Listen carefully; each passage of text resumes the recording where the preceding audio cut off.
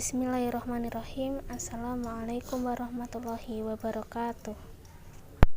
Alhamdulillahirabbil alamin. Assalatu wassalamu ala asrafil anbiya'i wal mursalin wa ala alihi wa ashabihi ajmain, amma ba'd. Pertama-tama marilah kita panjatkan puji syukur kita kehadirat Allah Subhanahu wa taala yang telah melimpahkan rahmat, hidayah serta inayahnya kepada kita semua, sehingga kita dapat berkumpul kembali di mata kuliah fikih ibadah pertemuan kali ini. Kedua, salawat serta salam tak lupa kita haturkan kepada junjungan Nabi besar kita, Nabi Muhammad Sallallahu Alaihi Wasallam, yang telah mengubah dari zaman jahiliyah menuju zaman terang benderang ini. Langsung saja mohon izin kepada Bapak Mas Rucan SAG MPD selaku pengampu mata kuliah fikih ibadah yang saya hormati, dan teman-teman yang insya Allah dirahmati oleh Allah. Kami di sini dari kelompok 6 ingin menyampaikan presentasi hasil diskusi kami. Yang pertama, Diah Ayu Oktaviana, kedua Arvia Najwa Nabila Shika, ketiga Cesa Luhur N. Sholat sunnah. Pengertian sholat adalah suatu ibadah yang di dalamnya mengandung perkataan dan perbuatan tertentu, dimulai dengan takbir dan diakhiri dengan salam. Sholat mempunyai kedudukan yang tinggi dalam Al-Quran. Sholat sunnah adalah sholat yang dikerjakan di luar sholat fardu. Nabi Sallallahu Alaihi Wasallam mengerjakan sholat sunnah selain untuk pendekatan diri kepada Allah, juga mengharapkan tambahan pahala. Macam-macam sholat sunnah. 1. Sholat sunnah rawatib. 2. Sholat sunnah duha. 3. Sholat sunnah tasbih.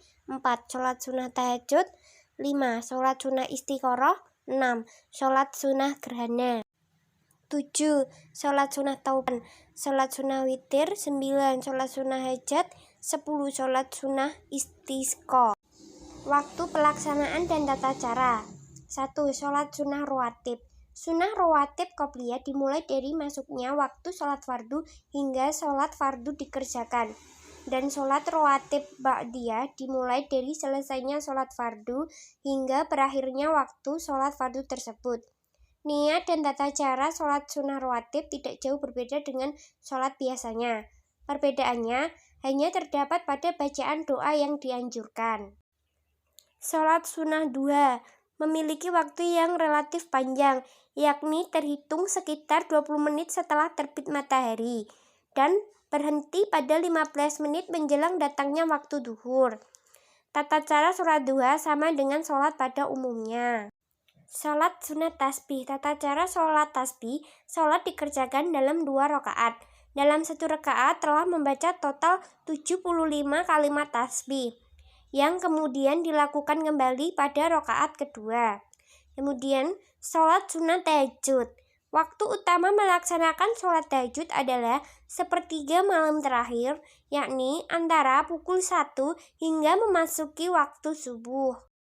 Kemudian ada sholat sunnah istikharah. Jumlah rakaat sholat istikharah adalah 2 rakaat di waktu yang tidak ditentukan. Kemudian ada juga sholat sunnah gerhana. Dikerjakan saat terjadi gerhana, baik bulan maupun matahari. Sholat gerhana dikerjakan dengan 2 rakaat dengan 4 kali rukuk. Tidak ada azan atau iqomah sebelumnya, namun panggilan as-sholatul jami'ah. Kemudian sholat sunnah taubat. Jumlah rakaatnya adalah 2 rakaat dan tidak ada batas waktu khusus. Sholat sunnah witir dikerjakan malam hari sesudah sholat isya dan sebelum waktu subuh. Jumlah rakaatnya ganjil, 3, 5, 7, 9, dan sebagainya. Kemudian sholat sunnah hajat dikerjakan saat seorang muslim hendak memohon kepada Allah untuk mewujudkan suatu keinginan. Jumlah rakaatnya 2-12 rakaat dengan salam di setiap 2 rakaatnya. Kemudian ada juga sholat sunnah istisqa. Dikerjakan saat meminta hujan. Tata cara sholatnya sama halnya dengan tata cara sholat id. Namun, khatib mengganti lafaz takbir dengan memperbanyak lafaz istighfar. Waktu-waktu yang dilarang mengerjakan sholat sunnah. Menurut hadis riwayat Al-Bukhari, berpendapat bahwa pertama, waktu setelah sholat subuh sampai matahari meninggi seukuran satu tembok, sekitar 1/4 atau 1/3 jam setelah matahari terbit. Kedua, waktu sekitar 10 menit sebelum matahari condong ke barat, yaitu sekitar 10 menit sebelum masuk waktu sholat zuhur. Ketiga, waktu antara setelah sholat asar sampai matahari tenggelam secara sempurna. Namun pendapat yang kuat di antara pendapat para ulama adalah semua sholat sunnah yang mempunyai sebab tidak ada larangan dalam melakukannya kapan saja. Artinya, ia boleh dikerjakan kapan saja, termasuk di waktu-waktu terlarang untuk melakukan sholat sunnah.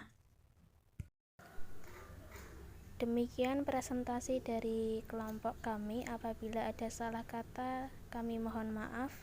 Terima kasih. Wassalamualaikum warahmatullahi wabarakatuh.